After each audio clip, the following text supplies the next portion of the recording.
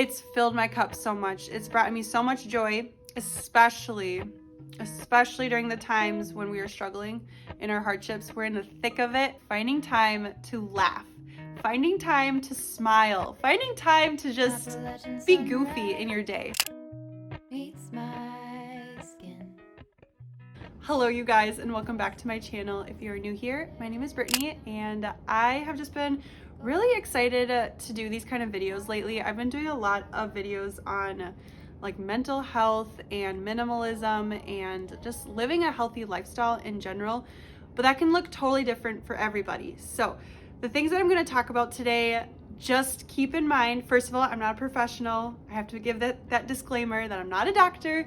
So definitely go seek professional help for these kind of things. But this is my own experience when it comes to healthy habits and specifically for mental health. I feel like it's so easy when we're looking on social media in general and we see someone living a certain way.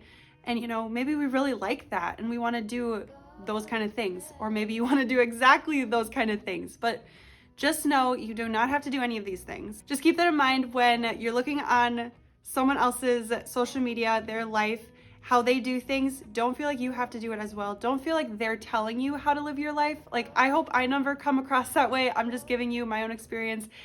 Wow, this is a big disclaimer. I'm so sorry, but I feel like I have to say that because this kind of goes into what I'm talking about with minimalism, especially, and just this whole topic of mental health, focusing on decluttering, especially the mind, and just not having so much stressful things around yourself. And I feel like for myself personally, getting rid of social media, except obviously YouTube, has been a game changer for myself. And I have just learned over the years that when I am on social media, I tend to want to do things like how other people are doing it. When I see someone else, maybe a YouTuber or just an influencer, do something a certain way, I feel like I want to do that too. I want to be like them. I want to do that thing. But again, do not feel like you have to do anything that I'm saying today. If you want to try it out, if you feel like it's going to help you, great, but don't feel like you have to. This isn't a should. This is you if you want to. Okay. I think that was everything I wanted to say for my intro. With all that being said, today's video is all about 10 healthy habits that I myself personally try to stick to on a daily basis, and specifically for mental health and just well-being in general. The first one that I've been trying to do on a regular basis, and I'm gonna be honest, I don't do it so greatly, but I try to read about 10 pages a day in a book. And you guys, that's not even that many pages, honestly. And it can be any book. That's the whole thing with this, is that you don't feel like you have to just read personal development books. For the longest time, I always felt like if I want to grow my mind, if I want to get smarter, intelligent, speak, like expand my vocabulary, I need to be reading these really smart, realistic books, or like, I don't know, just self-help books, I guess. And that is not the case. If you like self-help, personal development books, go for that. But if you like to be more imaginative, creative, more fiction books, then do that. Or maybe you like both, and I think that's wonderful too. I just feel like over the years when I have been reading more, I feel like I'm expanding my vocabulary. I feel like I have just a better outlook on the world, different perspectives of how other people live, how other people think, and not being so like in a bubble, in a box. And I just think that's great. I think it's just so good to always expand our critical thinking and know other people are thinking this way. And let's be open-minded to at least listen to them. We don't have to agree, but let's listen, see what they have to say. As I was saying before, for fiction books, I feel like that can be wonderful for your creativity and just being more imaginative that way. Number 2 is being consistent with your bedtime routine.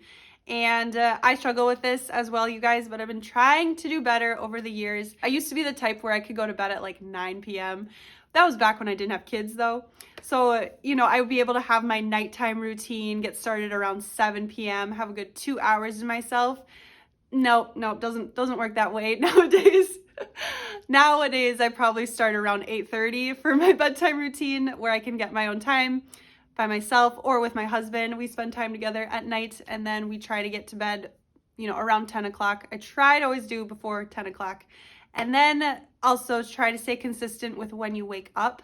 I think it helps the circadian rhythm. Your body thrives off of pattern and routine. So sticking to a certain bedtime every single night, I feel like then you'll wake up more refreshed. And again, your body is just going to expect those things for each day. Number 3, I already touched on this because I said I'm not doing social media now.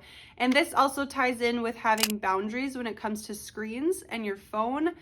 And I have found that if I give myself a good hour or so without my screens before bedtime, and then when I wake up too, I give myself a good hour or two without my phone again, I feel like that has helped immensely, and just it gives my brain a rest. I'm not always staring at a screen then, especially right away in the morning. I'm not like, my eyes aren't just glued to my screen, and I'm able to like do the things that I want to do in the morning, or I gotta go help my kids. So I can do that right away and be more present that way too. Especially at nighttime, I feel like it's easier for me to fall asleep when I'm not looking at a screen right before bedtime. And then like I said before about phone boundaries, just delete the apps that aren't serving you. So it doesn't have to be like, you know, if you like social media and you feel like you do like to be on it because it does give you value, it does bring you joy, then I think that's great. But really be honest with yourself. Look through Instagram, Facebook, Twitter, TikTok, all those extra apps that maybe aren't serving you. Really ask that question.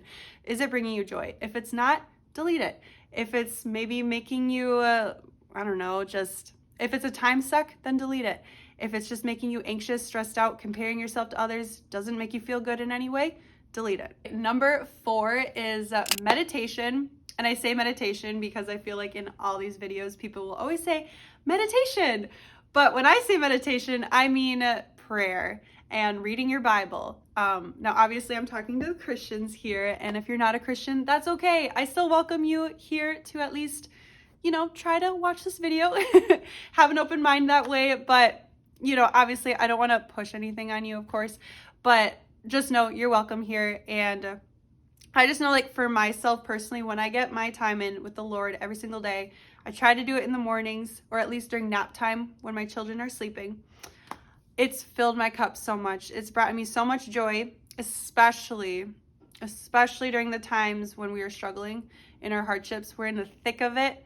We are either struggling financially or with the kids, or it's just, you know, being a parent. It's hard work. And I feel like when you have the Lord to rely on, either through reading his word or through prayer, it has helped so much. So even lately when I'm breastfeeding my baby, I will be praying. I try my best to stay off my phone, not even touch it, because I don't even have social media on there. So I'm just going to pray instead. And that has helped immensely. So try that for yourself. If you feel like you want to get more into the word, try to be consistent with it. Even just reading a chapter a day, which would take like 5 minutes or so. You could journal things too that maybe are on your mind, things that you're concerned about, want to pray about, things that you're grateful for. You can also express that in your journal, or just express that to God in general. Number 5 would be spending time in nature. Obviously, when you have free time. But even when you're a parent and you have a lot of kids, go outside with them. They love it. And then you can just hang out and, throw a blanket on the ground, or just go to the park or something. It's just wonderful. Go take a walk. You know, when you are at work and you have a break, maybe if you're able to go on a walk that way, that would be great too. I feel like for me personally, being outside has just helped me stay more grounded.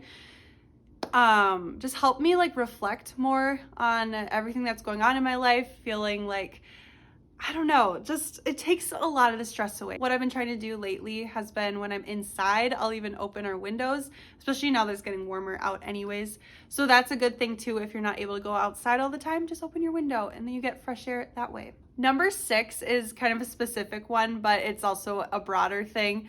So that would be having family meals together, or have your meal with someone, or even just having your meal without your phone right by you.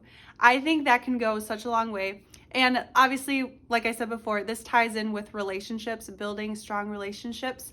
And when we have meals together, like eating, that's such a daily thing we do all the time. And then also to go along with that is just having eye contact. So like what I said before, put that phone down when you're having a meal time with your family, or just in general having family time.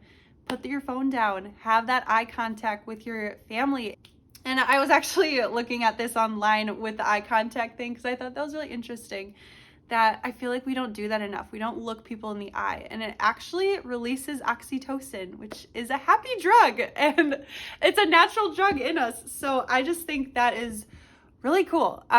So do that for yourself, do that for your family. I think everyone will just feel so appreciated and have just more joy in their heart, and just, I don't know, it's just the little things. So have that family time. So number 7 would be obviously eating healthy. I feel like I can't do these kind of videos without at least doing one healthy habit of eating healthy or getting your greens in or something. But this is specific when it comes to you specifically. So something that I've been learning lately, as you can see, I'm struggling down here with my acne, and I'm pretty sure it has to do with dairy. It might be gluten. It might be a lot of sugar. I tend to not eat so great sometimes, and then it shows up on my face. So learn what works for you. So I don't want to be here being like, you have to eat no sugar, you have to be gluten-free, you have to not have dairy. I feel like this is a hard topic to talk about because I feel like food can be very sensitive to people, diet, and just, I don't know, just how we eat, I feel like. So I don't want to tell you how to eat. I feel like a general rule is like 80% of the time healthy, whole foods, or even just like maybe more organic things like meat, like the healthier meats, the healthier dairy products if you're able to tolerate dairy.